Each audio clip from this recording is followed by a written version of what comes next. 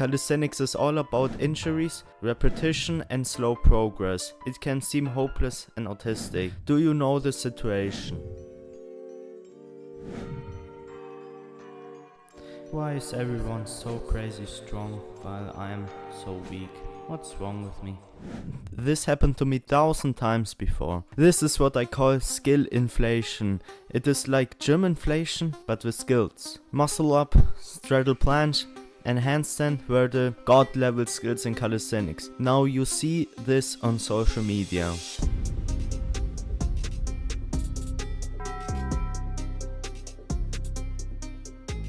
What you see on social media aren't the normal people. There are the top 0.00001% of people who pose at the best moments in their training careers. Nobody on social media would post something on their bad days. Even I do it that way. Apart from making jokes about my skill level.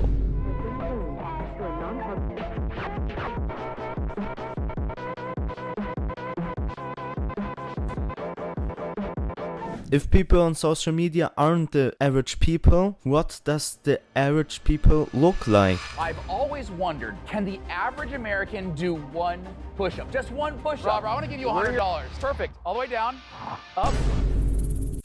You've come very far, my brother. Try to regularly, consciously remember what you already can do. Even if you can only do pull-ups, it is still a very good achievement. It's no surprise that there are plateaus in calisthenics, like times where you think nothing is going forward and you're doing the same whole times every workout basically, and it seems very repetitive, kind of stupid to be honest. If you think about it, calisthenics is actually very stupid. You do the same movement pattern for years to hopefully achieve a skill where people think you're resting on your arms. That's the kind of stuff we're dealing here. Let me tell a story of mine. A few months ago, I was training handstand push-ups for many months. I already had very stable and clean handstand. I did the classical drills like pike push-ups, elevated pike push-ups, wall handstand push-ups, but we have to say back then I was too weak to do wall handstand push-ups. Yeah, I didn't progress so many months. That can happen. I got very frustrated. In fact, I got so frustrated, I quit calisthenics completely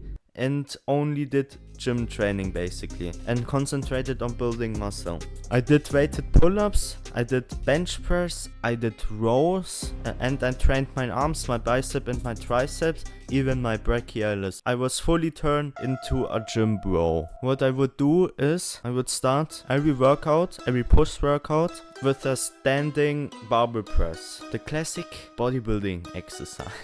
But I saw results. Every workout or every second workout I could add 1 rep or even 2.5 kilos. At the start I was able to do 6 times 30 kilos, and at the end of my gym phase I could do 7 times 40 kgs. I did it the normal way. I just tried to do more reps than last workout, and if I could do 8-9 reps I would add 2.5 kilos, that I'm back to 6 reps. At some point I missed training calisthenics again. I started training calisthenics again. Guess what happened? My handstand push-up strength skyrocketed. I achieved handstand push-ups like 2-3 workouts. Not because gym training is better than calisthenics, but because I didn't have the strength. And in the bodybuilding workouts, I built that strength that I missed back then when I trained for handstand push-ups. Yeah, what can you learn from that? Training periodization. That means that you train for skills, for pure skills or pure calisthenics for a few months, and after that you train for pure strength, pure bodybuilding, pure muscle building the few months after, and you repeat that cycle because these two training styles match perfectly together. In the strength phase you build pure strength, brute force strength that you actually need for the skills. You're basically doing a bodybuilding program. You do a lot of volume, you go to failure train hard, eat in a slight caloric surplus. Not that complicated. And I have a pro tip for you that I learned through my experience. If you are in a training periodization and you are in the strength building phase, start with the exercise that matches your most desired skill. For example, if you want to achieve handstand push-ups like me, you should start with the overhead barbell press in your push workouts, because the first exercise is the most anabolic exercise. You are the most fresh. You can progress at this exercise the most in your whole workout. Or for example, if you want to achieve a front lever, that's your most desired skill, you can do rows in the pull workouts. You choose two skills, one at the push side and one at the pull side, and you do the respective exercise at the push and the pull workout. After that, you train skills for a few months. That means you do attempts, you do volume work. Volume work means that you do easier progressions for more reps or for more time. You train your technique, you do accessory exercises. You have to understand, you can't only train for strength, you can't only train in the gym to achieve your skills, because your nervous system, your coordination, your brain has to be trained. What does it mean? The coordination and the brain, your technique gets trained if you are actually in the position that you desire. That means either using a band or using an easier progression. I noticed on my own training when I implemented this that the training became less repetitive. The most important thing is that you don't switch up strengths and skills too often. That means I would recommend, for my training experience, to at least dedicate 2 months in strengths or skills, because you have to really focus and grind deep to progress. Let me tell another story.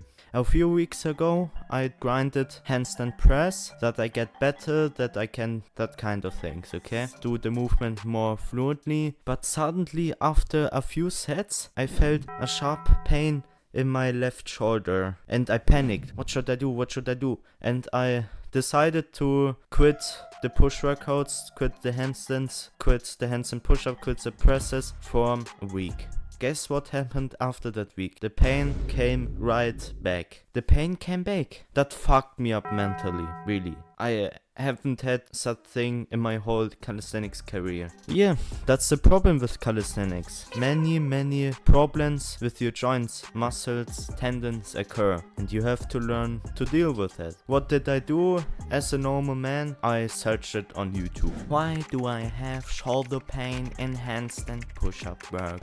And I found a very helpful video from Fitness FAQs. Shout out to him. He's a very strong, very intelligent calisthenics athlete who happens to be a physiotherapist. You can check out his channel if you want.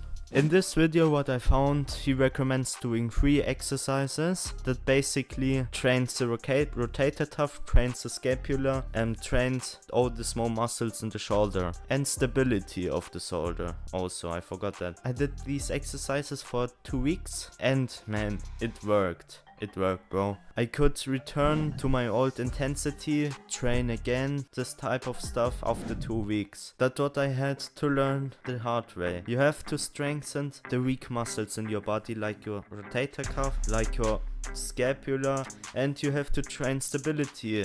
Scapular stability, shoulder stability, it is very important. We can say that calisthenics is a very long, very frustrated, and very difficult training style, and it is a long way to your end goal. You can also get very frustrated. You can have the feeling that nothing is working, like really nothing, that you are too weak for the sport, that you are not intelligent enough for the sport. But if calisthenics would be easy, everyone could full planche. If fitness would be easy, everyone would have a good physique. But if it all would be easy, it wouldn't be valuable, because we value things that are difficult to achieve. If they are easy and everyone has it, it is nothing to value. What blows my mind is that there are more planchers than millionaires in the world. Calisthenics is difficult. It teaches you many things for the sport and for real life.